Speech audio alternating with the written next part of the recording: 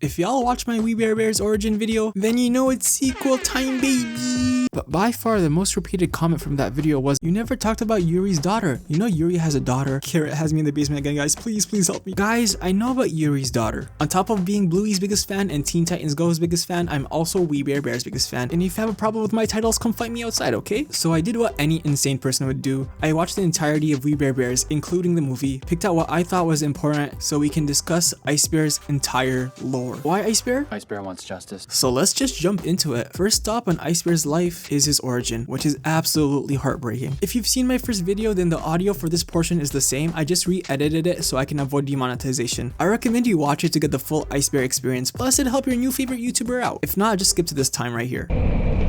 Alone and hungry. Those words describe how Ice Bear feels right now in Arctic Russia. Ice Bear spots a bird and tries to relieve his hunger by hunting it, but he fails. It's clear that Ice Bear is very young here and lacks the skills a polar bear should have.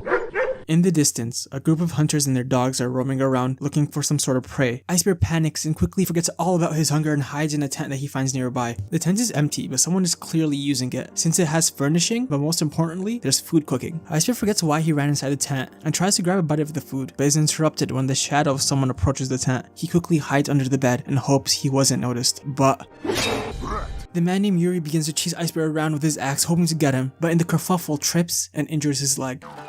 Right as he was about to escape, Ice Bear notices the injured Yuri and feels bad for the mess he made and helps the man. Baby Ice Bear is adorable, and I'm willing to fight anyone just to protect him. Even after the help, Yuri tries to get Ice Bear to leave when the sound of hunters arise from outside the tent. Yuri goes to see what's going on and sees Ice Bear hiding in fear, so out of sympathy, he lets baby Ice Bear stay, but only if he agrees to help with the chores. Yuri's first task for Ice Bear is to go fetch him some tea, but his second is to never ever open this chest because it's private and, as Yuri puts it, not for bear. Over the coming weeks, Yuri tries to teach Ice Bear the skills he needs to fulfill his duties, such as cutting wood, cooking, and reading. Looking back at this episode, Yuri didn't even need to teach Ice Bear how to read. He just did it because he thought it would be good for him. Honestly, what a great guy. Love you, Yuri. In the beginning, Ice Bear is terrible at everything, even putting Yuri in danger sometimes with his lack of skills. But eventually, Ice Bear starts to get it, to the point where he helps Yuri not just with the physical chores, but freaking calculus. I can't even do calculus. Slowly but surely, the bond between these two grow, and they eventually grow comfortable with each other, to the point where they become a family, a father and a son. I wish the video could end here, that way they both get a happily ever after, but I can't because the story doesn't end here. One day, while Yuri's out, Ice Bear's curiosity gets the better of him and he opens the forbidden chest to find a picture of Yuri and his family. Yuri is happy in this photo, unlike his typical cold demeanor. While looking at the photo, Ice Bear notices something. Yuri's daughter has a wooden horse with her, but before Ice Bear could do anything, he hears Yuri approaching from outside and quickly covers up his tracks. The days continue to go on by and the bond between these two continue to grow. So one day, while playing cards, Ice Bear suddenly leaves to bring Yuri something, a gift he made. Yuri opens it and is shocked to find it's a horse just like the one his daughter had. Ice Bear stands overjoyed with himself, thinking he made his father proud, but Yuri is in disbelief, asking how did he know about this, to which Ice Bear showed the picture of Yuri and his family and the open chest. Yuri angrily reaches over to grab the picture, but overcome by his rage, Yuri throws Ice Bear's gift and kicks Ice Bear out. He no longer wants anything to do with Ice Bear. Ice Bear just starts running. He's scared, clearly distraught, and wondering why is his father acting like this, thinking to himself, what did I do wrong? Everything is interrupted when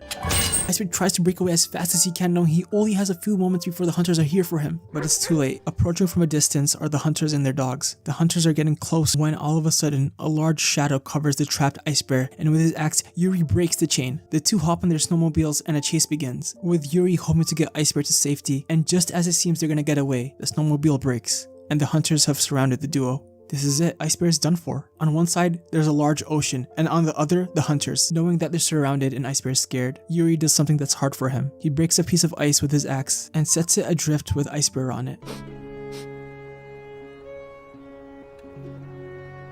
Just like that, Ice Bear is back where he started, alone and hungry, but not hungry for food, but for the father he had to leave behind. Thanks to Yuri though, Ice Bear now has the skills to take care of himself. And as for Yuri, when he heads back to his tent, he picks up the picture of his family and the gift he got from Ice Bear and places it next to each other, because Ice Bear is his family.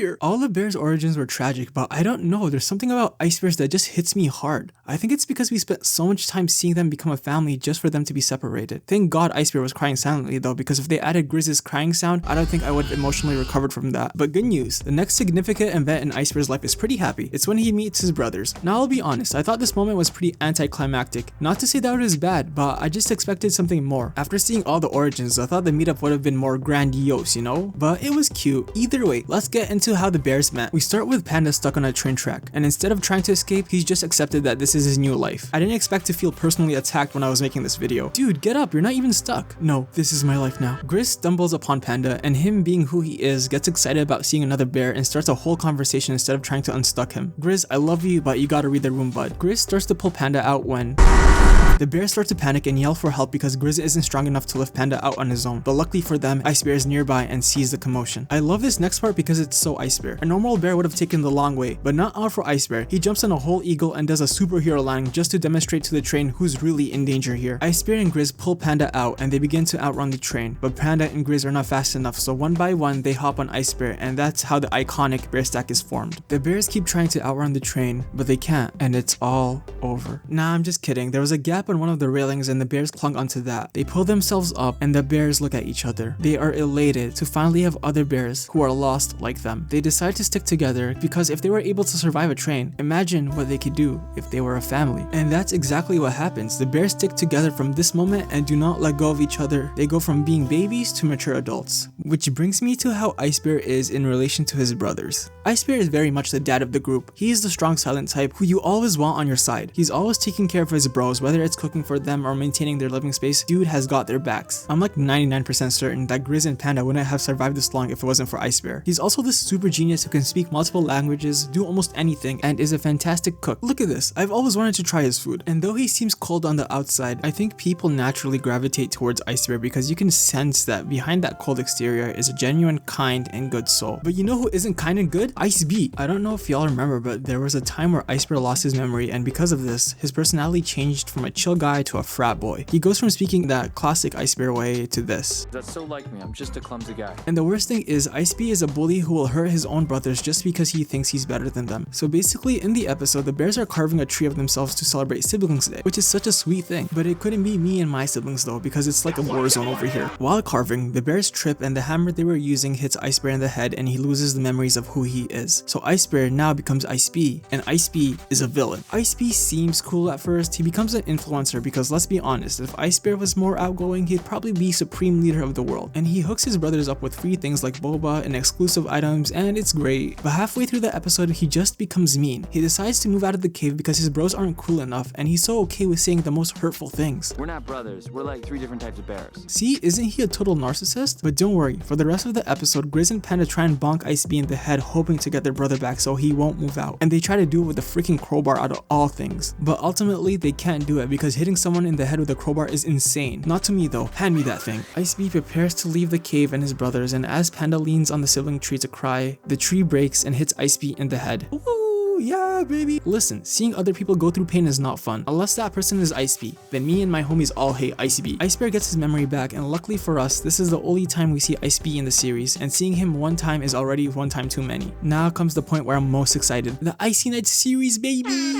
The Icy Nights series are rated the 3rd and 4th best episodes of the series, only losing to Grizz and Ice Bear's origins, which is understandable. These episodes follow Ice Bear on his nights out in the city alone. I'm gonna give you a very brief outline of the Icy Nights series because there's a huge lore drop at the end of Icy Nights 2 and I want to get to that ASAP. Plus they're very action heavy. Y'all should just rewatch the episodes and the entire series in general. They're a great time. So in Icy Nights 1, Ice Bear goes into town by himself with a super modded vacuum that you can ride on. It's like this super cool pet he has. He's kind of like Toothless, but not really. He goes into a store quickly and leaves the vacuum chained up outside to keep it safe, but this hooligan named Barry steals it and drives away in a truck that has a logo of his company on it. Dude, if you're gonna commit a crime, at least try and be suspicious about it. Ice Bear goes to see his old friend Yana, who has information on the underworld, and asks her where to find these people. Now look at Yana. This is Yana. Remember Yana because she's important. Yana gives him info on the logo and Ice Bear retrieves his vacuum in a sick fight, but unfortunately the bad guy gets away. Now you know the key players: Ice Bear, the vacuum, Yana, and Barry. Now let's jump to Icy Nights 2. We begin begin with the brothers eating dinner and watching TV when the power goes off and the TV shows a tied up Yana. The voice on the TV says come rescue her or else, so Ice Bear takes his vacuum, gears up, and gets ready to kick some butt. Ice Bear breaks into the facility holding Yana and is confronted by the villain from the first Icy Nights. A fight ensues and Yana breaks free and they make a pretty good team when it comes to kicking butt. Yana and Ice Bear have a similar vibe. I wonder why that is. Barry manages to flee so the duo follow them. They are led down an elevator shaft and Ice Bear pulls some of the smoothest Riz of all time. And they also foreshadow this crucial piece of lore with this sentence. Thanks, my father gave it to me.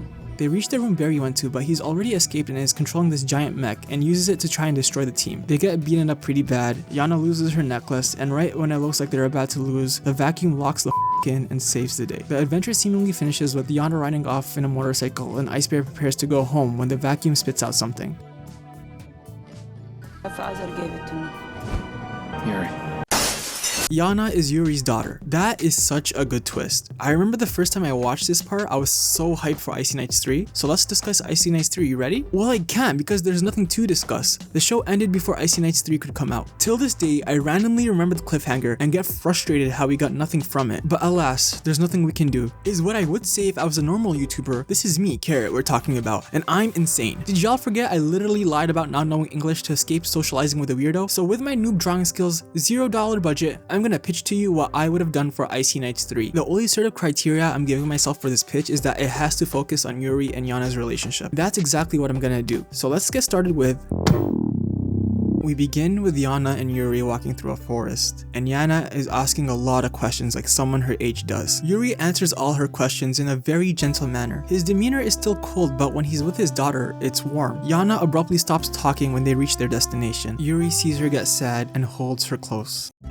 That's right, I offed the mother, okay? I had to. Otherwise, the ending won't be heartbreaking like I wanted. For the rest of the first half, we continue to explore Yuri and Yana's relationship, the meals they share, the walks they go on. All of these activities are mundane, but it's clear they both love each other a lot. And for Yuri especially, Yana is his everything. Grab a box of tissues because I'm about to do a 180 on the tone. Everything I've been showing to you has been through the innocent lens of Yana, but in actuality, there's been a war going on in Yuri's country, and every day the fighting gets harder and scarier. Yuri knows that it's only a matter of time before the fight reaches their village, and when it does, he won't be able to protect Yana. So he searches for someplace else to go where it's safe, all while trying to keep Yana from worrying. Yuri hears of a boat that's only arriving that day and it's taking people away from the fighting, so he takes Yana and rushes to the dock, but the boat is already packed. There's no space, and Yuri can see that there's no space. Yet, they try to board anyway, but they don't fit. Yuri doesn't fit. Yuri looks at the crowded boat and then at his daughter and knows that she'll be able to fit there on her own. And though it breaks his heart, Yuri knows that he has to do it. He brings Yana close, hugs her tight, and says, "I love you." Then packs her in the boat and tells her to stay. The boat begins to leave and Yana is bawling her eyes out, not wanting to leave her dad. And Yuri just watches the boat sail away with tears flowing from his eyes. I hope you guys like my take on Icy Nights 3. I honestly did this for myself to get some sort of closure after,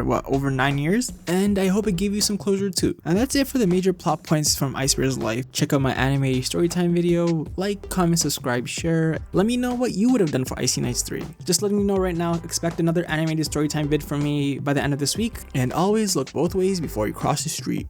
Peace.